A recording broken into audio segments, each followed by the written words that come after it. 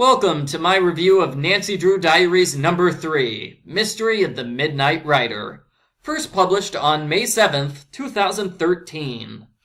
The book begins with Nancy and her friends at the local fairgrounds. Nancy and her boyfriend Ned are celebrating their anniversary this weekend. 81 years and counting! So he decided to take her to the annual River Heights Horse Show. While he's there, Ned is going to meet with a family friend, Payton Evans. Payton is a rising star in the horse show community, and she's entering a number of competitions, including the Grand Prix. This is a big deal because the Olympic Chef d'Equipe... This is a big deal because a talent scout from the Olympic team is going to be there. If Payton wins, she's going to the Olympics! One of the other riders, a girl named Jessica, cuts Payton off and yells at her for talking to people in the warm-up ring. "Jessica, you just earned yourself a spot on the suspect list." An extremely intense woman named Dana Kinney arrives. Dana is Payton's trainer, and she has bad news. Payton's star horse has been accused of using performance-enhancing drugs. Oh no! But Midnight would never use steroids! Payton is called to the ring, where she competes in a jumping competition. Payton has a clear round, much to the displeasure of an older competitor, Cal Kidd. Cal, welcome to the suspect list. Dana the trainer is also displeased with Payton's performance, and she chews Payton out in front of a large crowd. Sorry, Dana, but that's suspect list material. After the event, Payton takes her horse out for some grazing. She gets a phone call from her father, who dumps more pressure on her. Suddenly, someone throws a tomato at Midnight, which startles the horse and almost causes him to run away. Nancy looks around for the tomato thrower, and she sees a crazy animal rights activist named Annie Molina. Annie is added to the suspect list. After this, Payton performs in a jumping competition, and we get two more suspects, Mickey the elderly groom and Lenny Hood, a trash-talking trainer. It's official, Nancy has a full suspect list. But you know what she doesn't have? An actual mystery. Let's fix that situation, shall we? That night, there's a barbecue at Ned's house. To everyone's surprise, Payton finds a threatening note. Well, not to my surprise. At the time of my saying this, every book in the Nancy Drew Diaries series has had a threatening note. Come on, Ghostwriter, you can do better than this. Ned, you can do better than that too. After all, you're celebrating your anniversary with Nancy by spending the entire weekend with another girl. That is a bad boyfriend move. Actually, it turns out that Ned isn't a horrible boyfriend. He put a lot of effort into planning a romantic getaway just for him and Nancy. The horse show was a cover story so he could surprise her. Sadly, now that Nancy has a case to solve, she can't go on the surprise date. It's also sad because this is a bigger surprise than the book's twist ending. You can solve the mystery right now if you think about it. The threatening note was found at Ned's barbecue, so the culprit must be... Here's a hint, it's not Nancy. The next day, Nancy decides to investigate everyone on the suspect list. Why? I don't know. None of them were at the barbecue, so they're all innocent. Nancy tries to talk with Dana the trainer, but they are interrupted by bad news. Midnight just failed his drug test. They found theobromine in his system, theobromine being the caffeine-like chemical that is found in chocolate, which is toxic to dogs and cats. The amount found in Midnight's system is borderline, so they're going to do further testing to see if he's over the legal limit. Nancy's friends arrive, and they all search for Payton. In the stabling area, they discover that Payton's brand new saddle has been torn to pieces by a knife. Since Payton got the saddle after winning a big class at Devon, Nancy immediately suspects that Jessica destroyed the saddle in a fit of jealousy. It turns out that Nancy's wrong. Some nearby girls explain that Jessica wasn't in that competition because she never does ec classes. Wait, Jessica never does equitation? What the eck, Jessica? Next, Nancy turns her investigation on Cal Kidd. The internet says that Cal used to be a hotshot on the writing scene until he started gambling. He lost everything and he had to sell all of his horses, including Midnight. The investigation gets a little derailed at this point as Nancy just wanders around randomly. Some horses get loose, Jessica spreads rumors about the horse on steroids, and Payton argues with Dana. Payton doesn't want to compete this weekend. She wants to go to an out-of-state wedding instead. Nancy resumes the investigation by talking to Mickey the groom. Mickey explains that if a horse is caught using illegal drugs, the horse's trainer, aka Dana, would be suspended. Mickey thinks a suspension would probably be a good thing at this point. Midnight has been working so hard that he needs a break.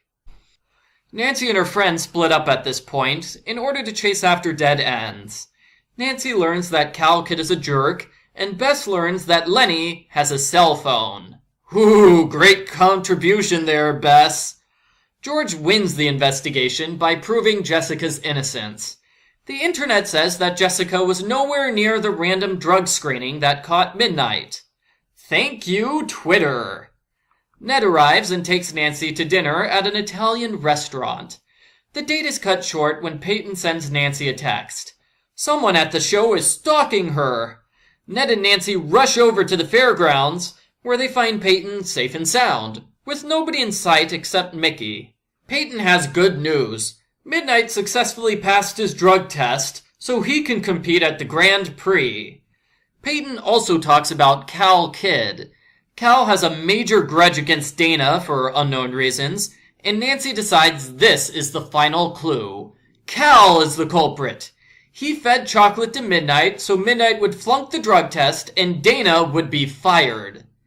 It's a nice theory, but there's a problem.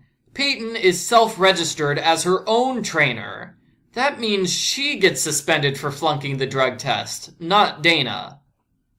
The next day, Nancy gets a phone call from Annie Molina, the animal rights activist that everyone forgot about. Annie confesses that she is an extremely unimportant character, so she wants to do the honorable thing and take herself off of the suspect list.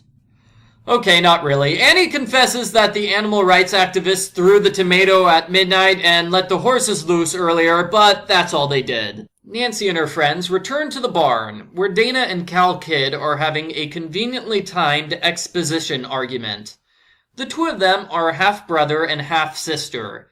He's mad because she refuses to work as his trainer. Nancy decides to take both of them off of the suspect list. Now Nancy is bummed because she's out of suspects and she still hasn't solved the mystery. Just before the Grand Prix starts, Nancy goes to the barn to talk with Payton. Payton has chocolate bars right near Midnight, and she is found holding an open knife above her saddle. As Nancy deduces, this is clearly not suspicious behavior. Yeah, that seems perfectly normal. The competition begins, and Nancy thinks things over. She finally realizes what everyone realized at the beginning. Namely, all of her suspects are innocent because none of them were at the barbecue where the threatening note was found. On the field, Payton refuses to let Dana check the horse's girth, which is the equestrian equivalent of tightening your seatbelt. After talking to Payton's parents, something clicks in Nancy's mind and she finally solves the mystery. Then, Nancy runs down from the stands and jumps into the ring like a crazy person. She stops Payton from competing, and she reveals that Payton's girth was cut. If Midnight had jumped, she would have fallen off and been injured. Payton confesses that she is the culprit. She can't handle the pressure of constantly competing in horse shows, so she sabotaged herself in hopes that her parents would force her to quit. The book ends with Payton arriving at Nancy's house. They talk about what will happen next in her life, and Payton drives Nancy to a surprise location where Ned is waiting for her with a horse-drawn carriage. Happy anniversary, you two! The end. Post-book follow-up. This book is fair to average. There's nothing about this book which really stands out, either good or bad. It's the literary equivalent of popcorn. Sure, it will fill you up for a while, but there's not much taste to it. Just like the first two books in the series, this book suffers from character overload. The book is too short for Nancy to investigate all of the suspects, so what happens is that some of the suspects completely drop off of the face of the earth. In particular, Annie only shows up for 2 pages before her plotline is resolved. Lenny Hood is completely overlooked for the entire book, and Nancy decides to stop investigating Mickey partway through for no real reason. With the first 2 books, I was somewhat willing to overlook the character issues because the characters were interesting. But here, they're, well, not as interesting. Also like the first 2 books in the series, Nancy reviews the case a bit too often, and it can feel like all she does is recap information the audience already knows. Other reviewers say that this makes Nancy come across as cold and detached from the case. Another flaw, which I already pointed out, is that Nancy's entire investigation is a waste of time. None of the suspects could have left the threatening note at Ned's barbecue.